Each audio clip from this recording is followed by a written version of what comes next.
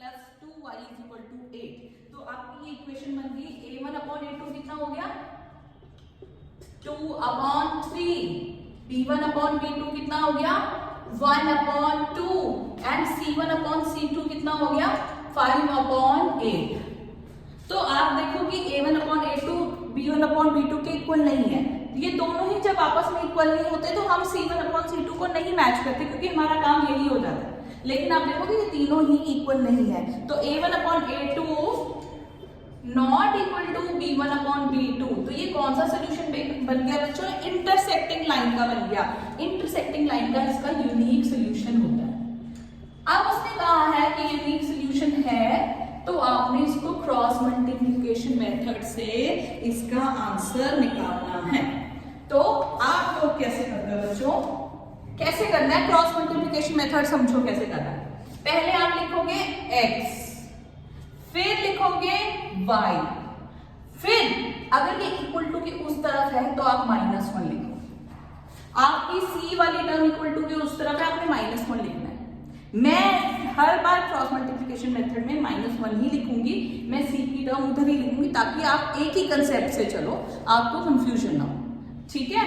अब x के नीचे आपने कौन सी टर्म लिखनी है, x के नीचे आपने x के अलावा जो टर्म्स है वो लिखनी है। देखो क्या कहना चाहती हूँ, x के अलावा कौन सी है y के आगे कौन है 1 और 2, आपने कोएफिशिएंट्स लिखने। आया समझ में, 1 और 2 और 5 और 8, ठीक है। x को छुपा करके जो रेस्ट ऑफ द कोएफिशिएंट जिस हिसाब से लिखे हैं क्वेश्चन में उसी हिसाब से आपने लिखने हैं 1 और 2 5 और 8 ऐसे लिखने हैं, ठीक है। आगे समझ में। अब y के लिखने हैं, y को छुपा दिया तो y के नीचे y के अलावा कौन से कोएफिशिएंट है 5 और 8 है, वो ऑलरेडी हम लिख चुके हैं। दूसरा कौन सा बचा 2 और 3, यहां पे लिखोगे 2 और 3। आ गया समझ में, कोई कंफ्यूजन है यहाँ तक? अगर किसी को कोई कंफ्यूजन है you can call me, I will clear it up, ठीक है।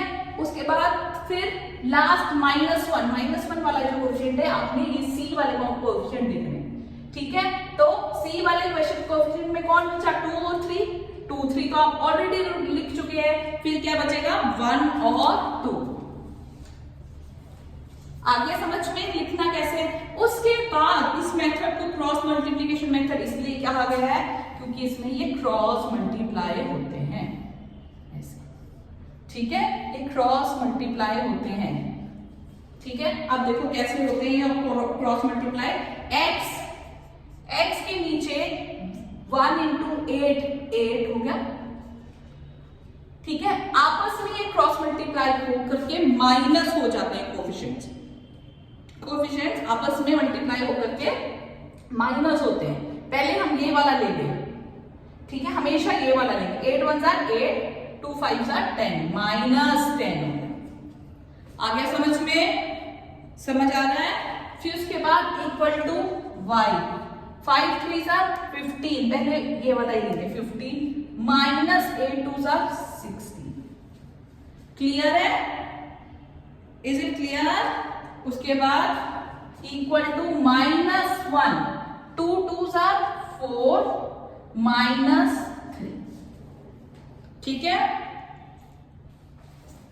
मैंने वाला सम बहुत ही स्लोली समझा रही हूं ताकि आपको स्टेप्स समझ आ जाए। 8 -10 कितना हो गया -2, y अपॉन 15 -16 क्या हो गया 15 -16 1, और साइन बड़े वाले क्या लगेगा 15 और 16 में बड़ा कौन है 16, इक्वल टू -1, 4 -3 कितना होता है 1। अब क्योंकि इसका यूनिक सोल्यूशन है बेटा, हम उससे x और y की वैल्यू आपस में कंपेयर करके निकाल सकते हैं। इसको मैं इसके साथ कंपेयर करूंगी और इसको भी इसके साथ कंपेयर करूंगी, मेरी x और y की वैल्यू निकल जाएगी। x upon -2 equal to -1 upon 1, 2 x इधर हो गया 2 -2 उधर चला जाएगा, -1 इंटू -2 अपॉन 1 कट गया, x की वैल्यू कितनी आ गई 2। उसी तरह y upon -1 is equal to -1 upon 1, ये y इधर चला जाएगा, -1 into -1 upon 1, minus minus cut गया 1. Therefore x is equal to 2, y is equal to 1. This is your answer. I hope this question is clear.